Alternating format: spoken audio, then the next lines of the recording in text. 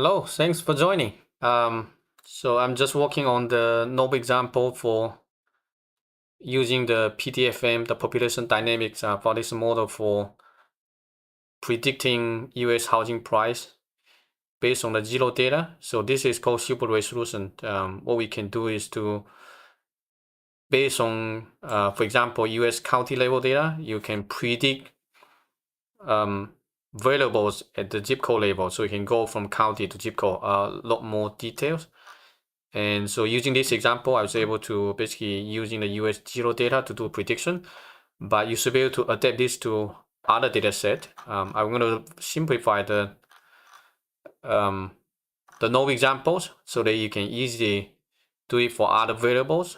You can do it any variable related to population dynamics, health outcomes, median housing income, something like that. So it took me some time to actually fix some of the errors in the no examples, but now, as you can see from here, right? So we use the county level data, then we do the prediction on the zip code level, and so this will be the actual data, what it looks like, the housing price. This will be the predicted housing price, and you can do it for any other counties in the US.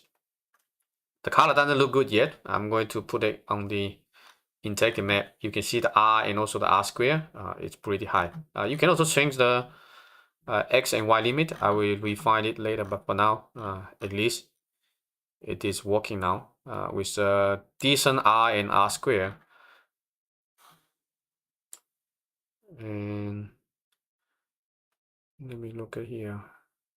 Arizona County. You can also train using different models. You can use linear regression or any other machine learning. This one also use the light GPM model here. But this one takes a while to train the example. So we have almost 3,000 US counties and also around 30,000 zip code labels. So in total, we have roughly 33,000 data points. But we're going to continue to refine the data set. So first step, read the data, zip code. So this will be the PDFM embeddings, and this one will be the just the features. Select the 330 PDFM features. After that, we're going to download the data, basically the US housing data from Zillow at zip code and also county level data. After that, we process the data so that the county level data frame has the place as an index. Then we can combine the county and also zip code together as a single data frame. And once you have the data frame, then we can join it to the PDFM so that we can have all the predictor variables and also the outcome variables in the same data frame. And so this is what it does. After that, we're going to join this one to the geometry so that we can map them on the map, interactive map. So this will be the county and zip code GeoJSON file. And once you combine together, now the embedding should have the geometry. So right now, this data frame will have the geometry. Once you have that, basically we have the single data frame, geo data frame that contains both the predictor variables, the PDF features, and also the US housing data and also the geometry. Then you can select whichever county you want to plot. You'll be able to see that directly from here. And you can also plot the features. Like I said, we have 330 features. So for example, I can change to 300. Then you should be able to see different features. So it represents different things in the PDFM embeddings. Each one has some meanings. I'm not quite sure what this represents, but it means something. It's kind of just like a black box, but it represents the features at the bottom here.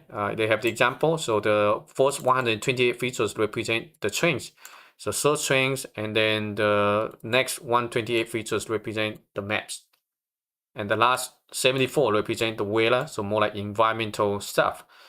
So those are basically what the PDF embeddings represent. You can also basically plot out the importance of different features, although we haven't get to this point yet, but just want to briefly cover that. And you can also plot the data, for example, at the zip code level and also at the county level. So you can select whatever features that you want. I select a particular state. For example, I'm going to change to Tennessee. And if you change it, now you should be able to see this is features 300 in Tennessee. You can see some of the different colors in here. So let me change it back to New York and run this one. And these are some of the functions used to do the prediction. So you can have the R-square, mean, correlation. I think we should have the, yeah, the correlation is also here. DF correlation, DR, and the subset evaluation. So you have the label, the county name, the state, the geo data frame, visualization, blah, blah. Select by county, by state.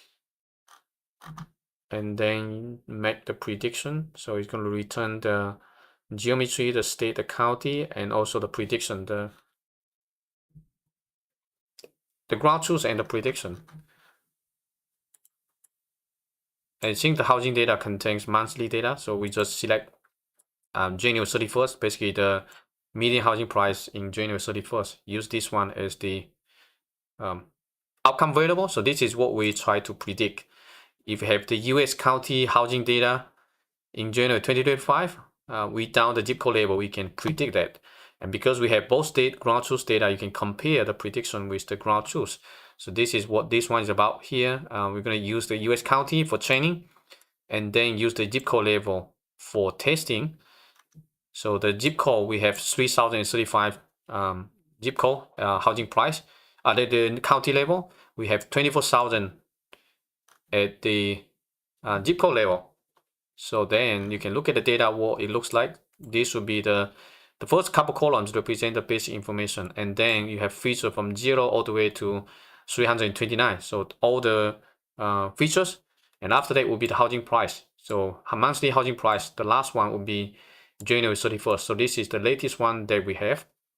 And this will be the testing. The testing will be, the index will be the place, start with zip code. So this is the format that the PDFM utilize. Then we run this model to do the prediction. So we create the REACH model. This is basically the one from scikit-learn, linear least square with L2 regularization. So basically just a linear regression model. Then we fit the model using the training data set. This will be the county, including the features will be those 330 features. The label will be the date, the monthly housing data that you selected. And after that, you can combine these two to do the prediction. Based on the county, we're going to predict the zip code level.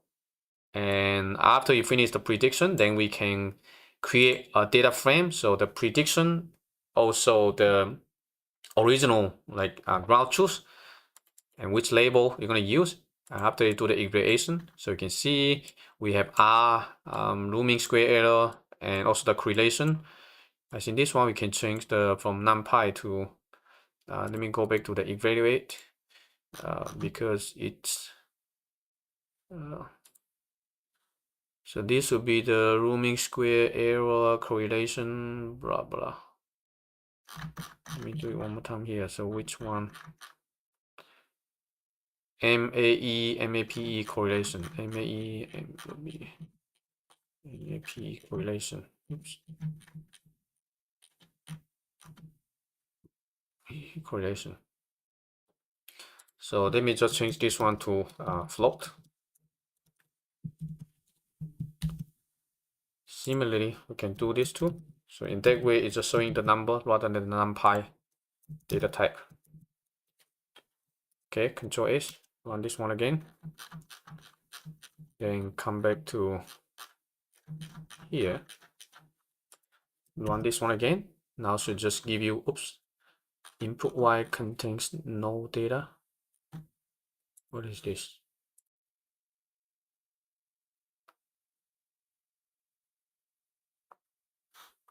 Let me close this one.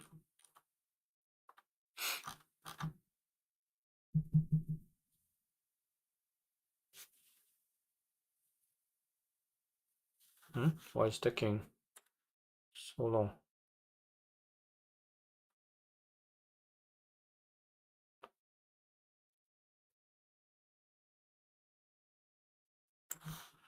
Okay, let's try again. Okay, now it works. So you can see we have the correlation R 0.82, R square 0.68. Pretty good result. Then we can run the prediction based on different counties. You can try this one, for example, you can try Knox County, Tennessee. Knox County, Tennessee, and see what it looks like. Okay, so this is what is the actual value, and this is what the predicted value. Oh, this one is pretty low.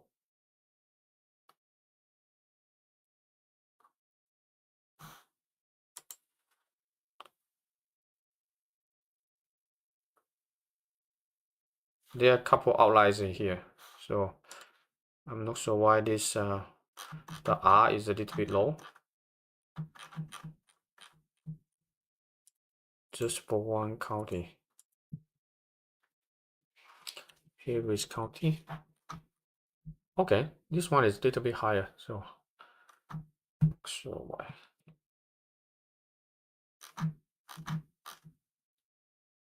Predicted.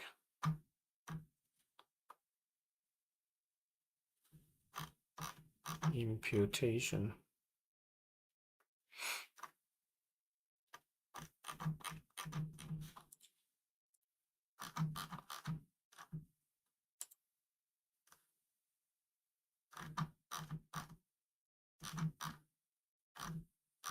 US counties. Try other labels. All right, you can actually do that for multiple years. So R square, rooming square error, and MAT in labels run imputation, and the result matrix DF. We should also have the R square 0.83.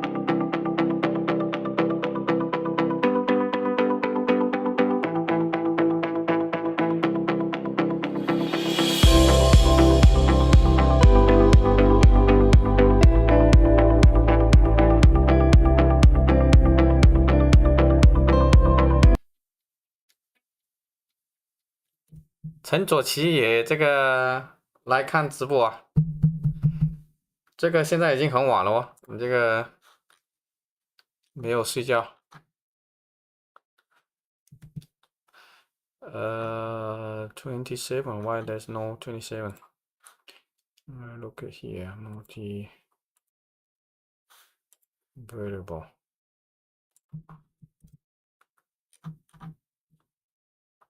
Index. Let me comment out this one.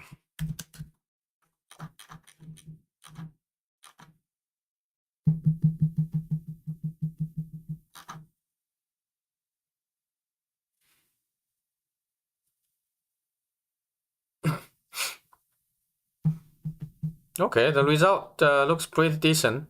All the correlation is above 0.8 something. It's quite impressive with R square point larger than 0.769. And I don't know why this one doesn't have the data. I need to look into the data, see what's going on. Oh, it's not good question. I'm not trying to achieve anything. I'm just like walking my daily workflow, and I just want to maybe record some of those, and then once I finish this, I will record just a tutorial. But right now, this is how I prepare, kind of the process how I prepare the tutorial, and I'm just trying out the streaming. So there's nothing really, not much going on right now. But in the future, I will have more tutorials that I can do live stream. Right now, it's just testing things out, see how it works. And so let me go back to the original data to figure out what's the problem. So we have the county level data here. Let me download the data and see what's the issue here. I'm going to maybe save the data under my directory here. I can also zoom in so you can see a little bit better. I'm going to save this one, and now let me zoom back up. So let's take a look at what's going on, why there's no February 2024. So let me go back here, look at the data. Okay, interesting. 29, so 2024, okay. Now I need to change it to 29 so that we can make the prediction for 29. So let me come back here. Oops. Where is it? Hello? Oh, it's here. Okay. Because 2024 is a leap year, so that's why we need 2029. 29 days. What do you do with the Zillow data? It's just examples. What's happening? Why is now it's so much higher? 0.97. Wow. I'm a little bit suspicious why it gets so high if I change the just edit February 29. That doesn't sound right. So I'm training on the 2400, like 2470 US counties, and then I'm going to predict the housing price at the zip code level. So this is quite interesting because adding just one label should not change the outcome. I might need to look into that why it's improving so much. Just adding one more year, one more month.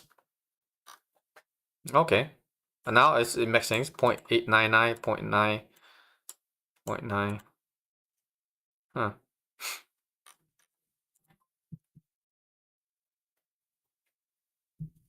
Yeah, the zero data is just for like it has been already been organized as county and zip code level. So I'm just going to use this as to create a tutorial. And yeah, you're right. I'm right now just testing things out, prepare the notebook, but once it's finished, then I will create a tutorial rather than live streaming. But this is just for fun. That when I'm working, trying to figure things out, and basically the whole process, how I prepare the tutorial, how I simplify the stuff, and some of the things might be integrated into the package.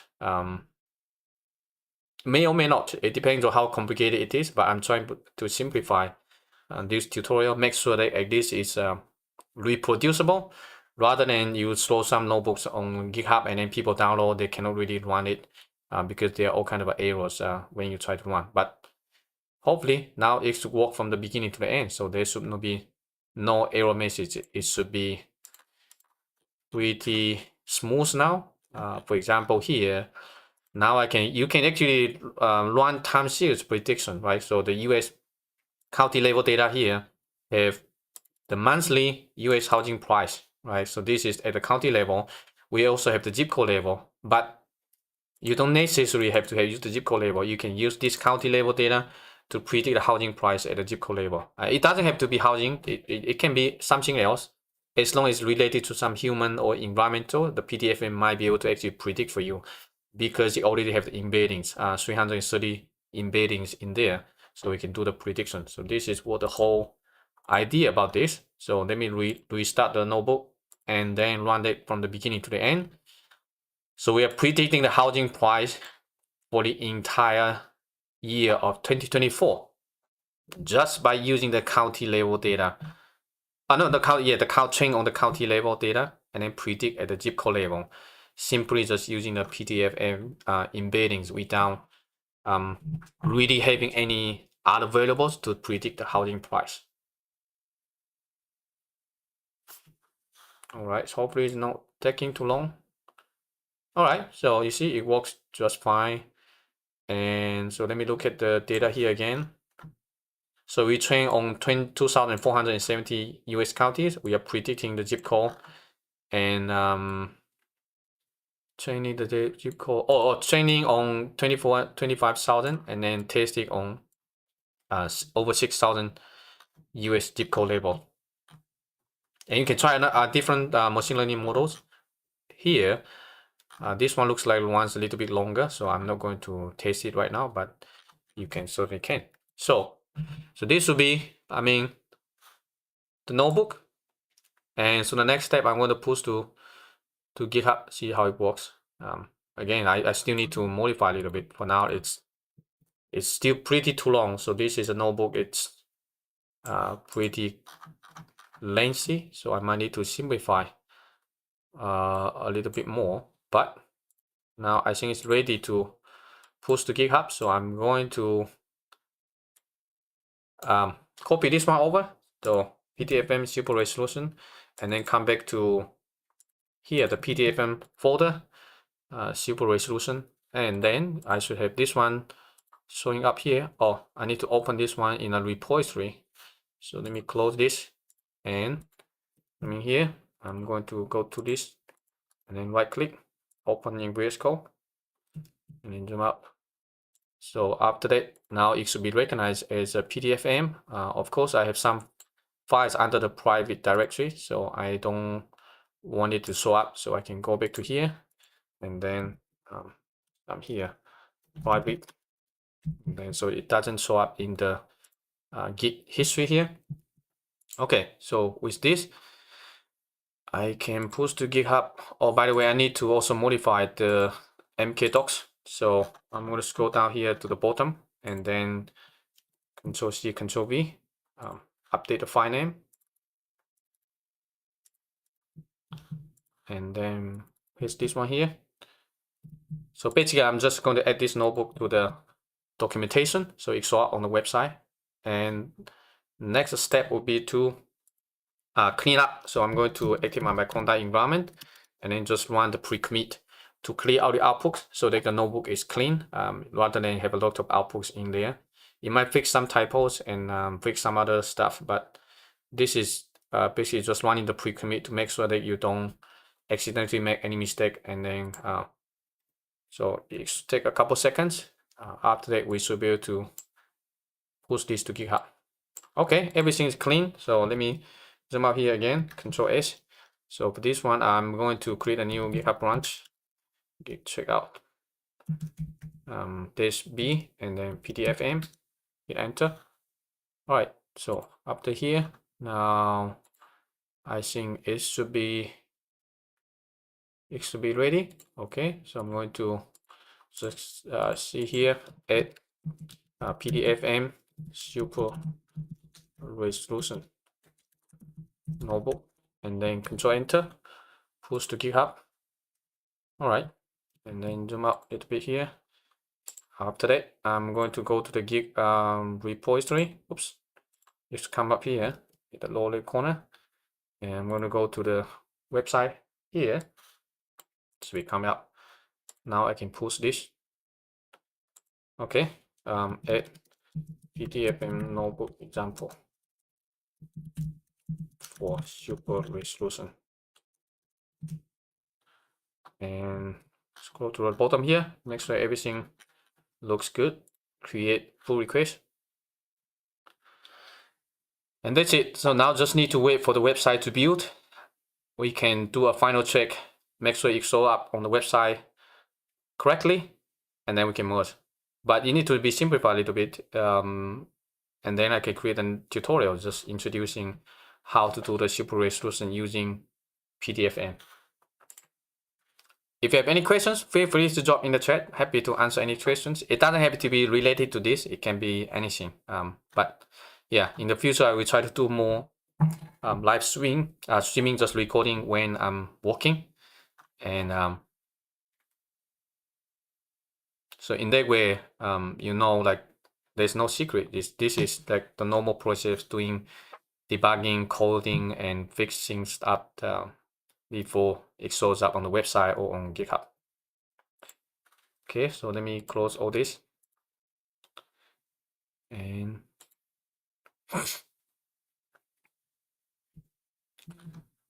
all right, the pre-commit does fix something. So let me see what it fixed. This is not good. It's hard to see what has been fixed. Sometimes for notebook, like if there's some changes, it's hard to tell what exactly was changed because GitHub render the changes not very in user-friendly way, so it's hard to tell. But anyway, it should be fine. Okay, so now we have the website. Let's test it out here. And on the upper left corner here, we should be able to find this one, PDFM Super Resolution. If you click, this will be what the notebook looks like. And you can scroll down here all the way. Again, because right now we haven't, the notebook is not being executed. So it's a pretty long document. Again, it's only adapted from the original one, but it can be further simplified. But at least right now, this notebook should work fine. If you go to the original one, if you download this, it doesn't work. There are a lot of errors when you're trying to run this one. Some of the variables are not named properly, and so it should be fixed now. Oops, there are some errors here. Not sure what's happening. Okay, so right now we're having the pre-commit, and it detects this one as an typo. It's not really a typo. So this one is the map absolute percentage error. You can Google it if you don't know what it is. Mean absolute percentage error. So this is a valid variable name, and the pre-commit, because we have code spell inside, and it's not being recognized. So what we need to do is to go back to our VS Code, pull the sync changes, and then come back to the mkdocs here. Not the mkdocs. It should be under the pre-commit. So now we need to ignore this one so that it doesn't being it's not being detected as typo. So MAPE, after that Control S, it should be good now. And so update typo. Oops, I don't want this. So update typo list. Control Enter, push again. After this one, the website should be built properly. So let's just wait for this one to finish one more time. And this is very important. So pre-commit, I highly recommend. If you haven't tried out, you should try it out for your GitHub repository. It's very simple to enable, and once you have that, you can at least you avoid some of the typo checking and then avoid uploading large files. You can look at what's inside, and this is customizable. You can do a lot of things. You can also help you format the repo, the source code properly. You can also make sure that you don't upload large files. For example, I said 500 KB. you need to make sure that the repository is not beloaded. Otherwise, people going to take some time, take a long time to clone your repository, and some typos, and also remove the notebook outputs. Is the training data zip code label data, and testing just the county with additional label zip code data for validation? No, you can do multiple ways. Right now, in the example, we can just train on the county label data, and then we do the zip code. Because the features are different. So you have 330 features, so you can train on the county level, and then you do the prediction on the zip code. You can certainly also train on the zip code, like a part of the zip code data, and then you predict the remaining zip code. Either way is fine. But if you train on the zip code and then you predict on the zip code, then it's not super resolution. Super resolution, that means it goes from coarse resolution to a high resolution. So we are training on over 2,000 US counties, the housing data, and then you predict on the zip code level, and that's super resolution. So this is why the PDFM is quite useful in this case, because you already have the feature. So if you train on the county level data, then we can, once you construct the model, you can predict that directly using the zip code level data. Okay, great. So now everything works properly. We should have this notebook right now here, and not this one. It should be the PDFM super resolution. All right, great. I probably need to update some headings. Right now on the right doesn't show anything, so it's probably not very good. I'm not sure why it doesn't show up. So let me go back to check the notebook here, PDFM super resolution, and yeah, it's because they're using heading level 1. It's not supposed to be. This should be heading level 2. Otherwise, it's not showing up. So what we can do, because we have some of the headings in here, this is what is sometimes it's not. It's a little bit messed up. Okay, so this is level 3. You should change this one to level 2, so that otherwise when you render the website on MKDocs, this is not going to show up properly because it's out of order. So similarly, we need to change this one to label 2. Oops.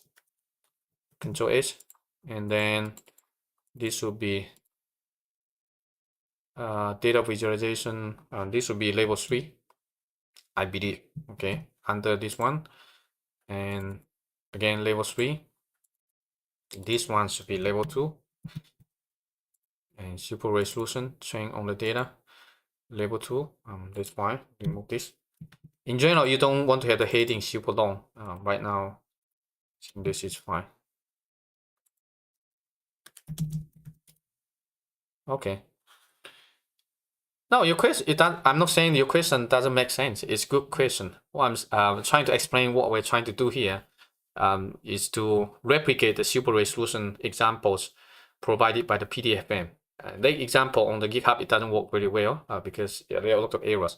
So I fixed that, and then now I apply that to US the Zillow housing data rather than the data, the other data that they provide. Okay, so we fixed this, and I'm going to commit again, fix heading labels, Control Enter, and synchronize again. So now we should wait for this one to rebuild. Hopefully this was the last step, but again, the notebook still has some room for improvement. It's not a perfect one compared to the example that I already have. So if you go to here, whoops. All right, so this is the GitHub. If you're interested in, you can check out the GitHub repository here. So I'm going to wait for this one. I should probably edit some images right now. I don't have time to do it yet. So this one is a little bit more organized. You have different labels showing up on the right here. And also you can certainly have some images embedded in the notebook. You can upload this one to GitHub if you want to. Maybe I will show it in another tutorial. For now, this hopefully this is done. Okay, so the URL should be updated now. If we open let's preview this one again. So go to the PDFM super resolution. Perfect. Now on the right, it comes up. So that means now the headings works properly. All right. Okay, that's pretty cool. So we are ready to squash and merge the notebook. Confirm. All right, and it should be automated. The branch should be deleted automatically. After that, just wait for a couple minutes. The website should be rebuilt. And the next step will be on your local copy. Always make sure that you switch to the main branch. So I'm going to go here and let me show you what it is. Check out main and then git pull. I also have a keyboard shortcut that I can delete all the branches. For example, git branch. Sometimes you might have a lot of other branches. So I have a shortcut that can delete all of them. For example, I can show you git check out. If I create a new branch, for example, test, I can continue to create a lot of new branches, maybe 10, whatever. And then if I type the git branch, you will see I have multiple branches in here. So it's good to always to clean up. So I'm going to git check out the main branch. And then after that, what I need is DLBR. So you will automatically delete all the branches. So it basically just alias on my Linux system, delete all the branches. So now if I say git branch, it should be clean. But on GitHub, when you push to GitHub, all the branches are automatically deleted after it's being merged. But locally, you still have to manually delete them one by one. You can git branch, this uppercase D, and then the name of the branch. You can also delete something like this. Right now, I don't have that because I already deleted it. So if you do it like this, then you can delete it. Oh, you need to git check out the book tree. Okay, so I need to git check out to the main branch, git pull. All right, and then from here I can git branch test. Then it should delete the branch. So enter. All right, so this is how it works overall. And this, all right, so it has been merged properly. Everything looks good now. So if I go to the website, you should be able to see PDFM, should be able to refresh. Okay, so it comes up now. So this is how, a notebook is being added to GitHub and then automatically pushed to the website using the mkdocs. You can also set up it to run all the source code, but you need to set up all the dependencies. It's going to take a little bit more time to do all the debugging, but at least for now, this notebook should work just fine. And lastly, I think I probably should add the collab notebooks because right now we don't have that. So let me go back to here. I'm going to go to the GitHub repository, go to docs, and then PDFM. So this is the notebook here. So how do I add a collab icon? So what I'm going to do here is to go to upper left corner here. So I'm going to select, for example, this PDFM super resolution. Go to the top, and this is where you're going to add the collab base. What I can do is just go back to another example, then just simply Control C and move it back here, and maybe just add beneath it. After that, you just need to update the URL because the file name is different. So this one should be using the PDF super resolution notebook here. So replace this, Control V, Control S, and it should be good.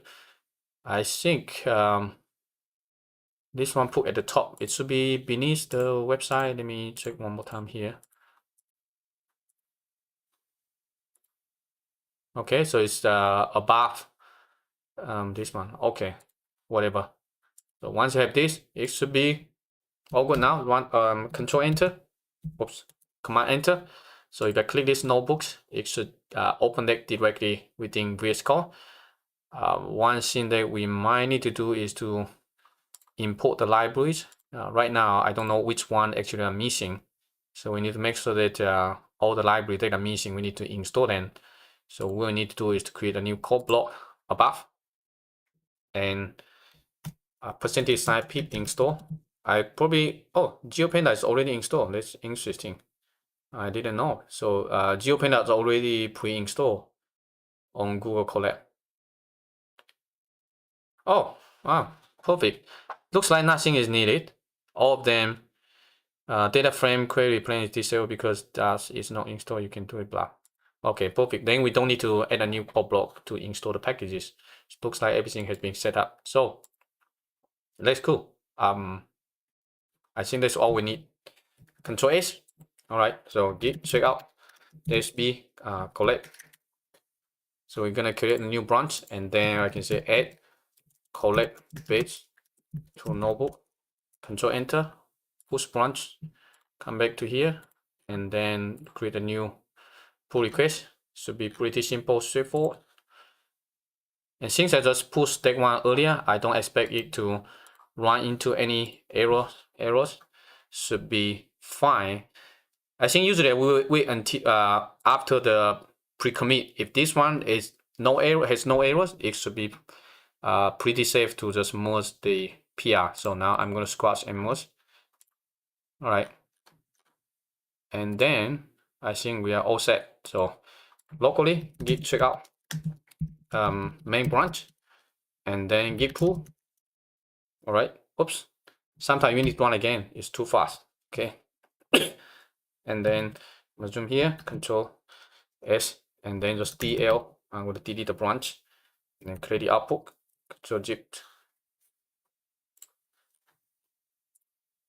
Okay, that's it. So the notebook is done, and you can check out the link. You can try it out on Google Colab. It should work just fine. When I have time, I will create a tutorial just covering this rather than live streaming, because I did it's a lot of time to. How long did it take? Okay, 1 hour and a half. So it's something that's not like you can just finish within 10 or 20 minutes. But after the notebook is prepared, then it should be much faster to introduce that in a video recording.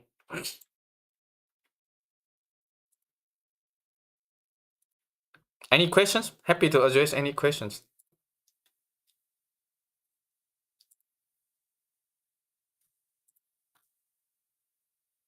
And I should probably also update the README so that you have more examples. Okay, maybe just update it briefly. So I'm going to go to the README here, and I'm going to just Control C, Control V. So for this one, I do need to update the file name here. So PDFM super resolution, update this one, and then just add a new one. Okay. PDFM super resolution with Zillow housing data. Control S. You also need to update the index. Basically, the README is rendered by GitHub on the homepage, but the README the index.md, this one is rendered by the website. So basically, the this website here. So if you want to add something to the homepage, then you need to also add it from here. And after that, you can add a what's it called? You can add an image if you want to. So if this is something you want, you can certainly, but you need to run the notebooks. So I'm going to maybe come back to the super resolution here and scroll down maybe somewhere. Make the prediction, super resolution, channel data, blah, blah. Okay, maybe just some examples. You don't necessarily have to do all that. So I'm going to select the environment, select my geo environment, and then you can just run all the code blocks above.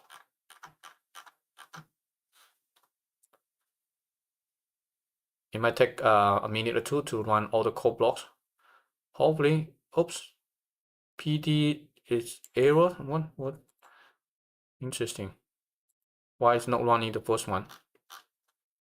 Oh, no such file, because right now I'm inside the PDFM, so I probably use my private copy because I have all the files here.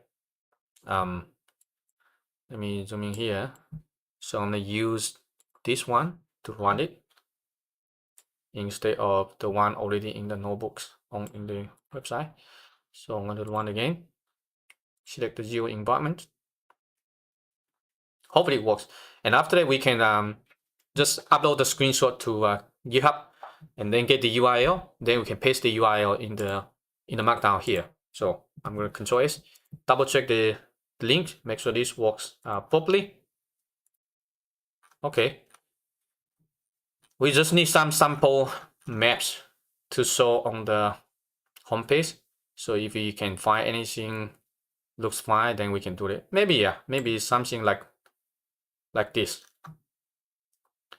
So what you can do here, you can just copy this to clipboard, and then you can go to maybe somewhere on GitHub. I'm going to go to my assets. This is a GitHub repository where I can dump all kind of stuff.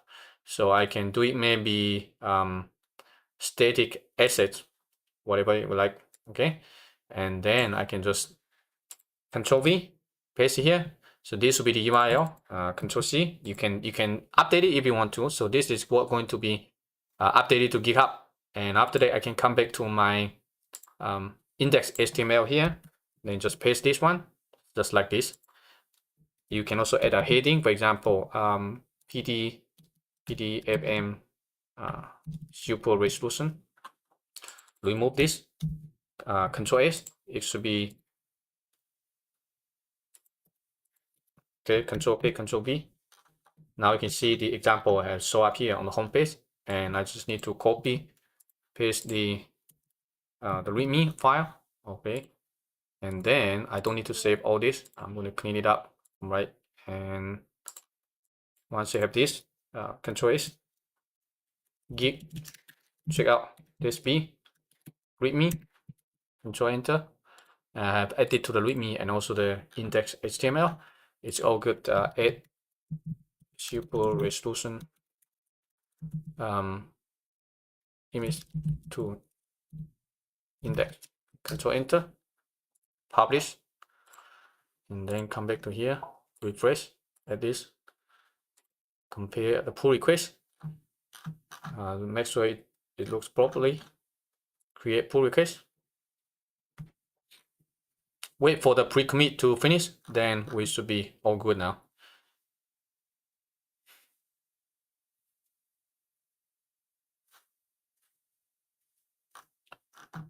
Okay, so now ready to merge. Go back to the home page and scroll down. It's coming up here. Good. So now I can locally git check out main branch, git pull, and then del, delete the branch. We are good. So this is the whole cycle of adding stuff to GitHub. Was PDFM trained on housing cost data, or the embedding just work for the data somehow? It's not trained on. It's trained on a lot of data. It's not specifically housing data. So if you want to learn more, you are welcome to check out the PDFM homepage in here. They train a lot of aggregated data, search results. So certainly, I mean, people search on Google using the housing, and then Google also have some of those housing data, maps data. So the model was trained on these 4 types of data, and housing is kind of being captured, probably not directly, but they have some information. So it's more like the embedding is just 330 features. So it's just a numerical representation of everything like aggregated at the county and zip code level. And then we use it to predict housing, median housing price. But if you look at it here, it has a lot of applications. It can be health outcomes, disease, retail, marketing and sales. So it's very flexible. So you can try on all kind of data. As long as you have some data at the county level, and then there's some missing data, you can use the model to predict some missing data at the county level, or you can use the example that I showed there, train on the county level data, and then use to predict zip code level data. For now, you only have the US, but in the future, they might release the embedding for other countries. So if you're interested in those, you can stay tuned and see when they release. You do need to submit the form to get the embedding. Once you download the embedding, then you can do whatever you want. It's just a zip file with zip code and also county level embeddings, the 330 columns. and also 2 files for the GeoJSON file for the vector, and you can follow more in here. But I try to make it easier to use. Some of those right now, I think this one is a little bit more complicated. You can also do prediction, time series, times FM prediction. Also, you can integrate with nighttime light with Google Engine, because nighttime light is also a combination of human dynamics and with activities at night.